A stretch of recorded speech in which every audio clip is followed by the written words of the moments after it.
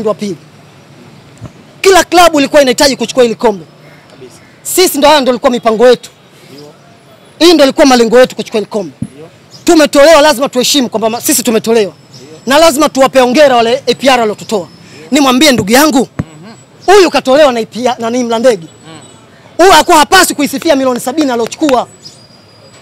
Taasisi ya Simba, Yanga, Azam hazina shida na milioni 70. Taasisi hizi zina shida na kombe. Hata lingekuwa la milioni 10 ndio ilikuwa tunahitaji. Huyu anakwenda kifua mbele anakuambia sisi tumechukua milioni 70. Kweli? Milioni 70 kule Yanga sisi tunamlipa Pacome.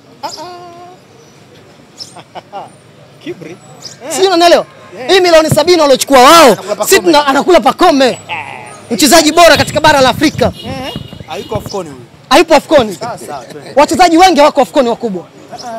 Andre Onana hayuko AFCON, goalkeeper bora Afrika. Wewe unajua hivyo?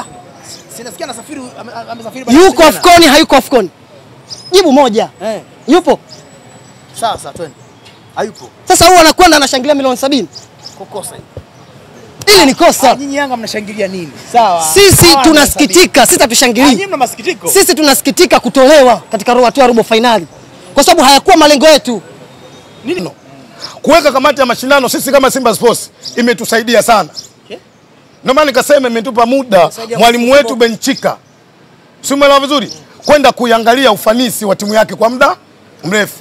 Na timu pekee tumesajili na wachezaji 24 Zanzibar. Katika wachezaji 24 hakupata nafasi ya kucheza ni mmoja tu, ambaye ndio goalkeeper Feruzi. Lakini lobakia wote wamefanyaje?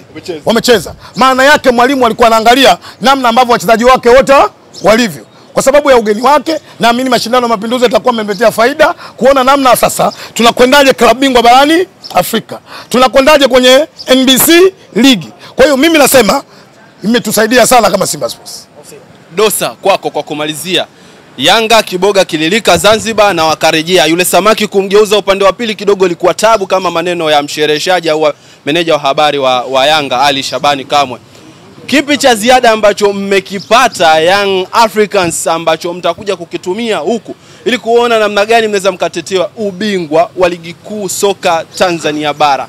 Lakini kwa mpinzani wako, mtani wako Simba Sports, kipi cha kumpongeza? Moja kwa kumalizia tu. Kwanza Simba sio mpinzani wangu, Simba ni mtani wangu. Mpinzani wangu ni anoshika nafasi ya kwanza, mimi niko nafasi ya pili. Alafu vile nitumie fursa hii kuwashukuru sana waandaji wa mashindano ya Mapinduzi, kamati ya waamuzi. Kamati ya waamuzi imefanya kazi kubwa sana na imewasaidia sana klabu ya Simba kwa kumfukuzisha Boko kwenye mashindano ya Mapinduzi. Yaani hii nchi ndio nchi pekee. Wewe hujui hao? Sijui. Wewe hujui kama Chilunda kaondolewa sababu ya Mapinduzi? Boko kafukuzwa. Wewe hujui kama Nasoro Kapama kakatwa kwa sababu ya mashindano ya Mapinduzi? Yaani hii ndio nchi pekee yenye tabia ya hovyo. Yaani mashindano siku 5. Yaani mashindano siku 5 mtu anaenda kukatwa.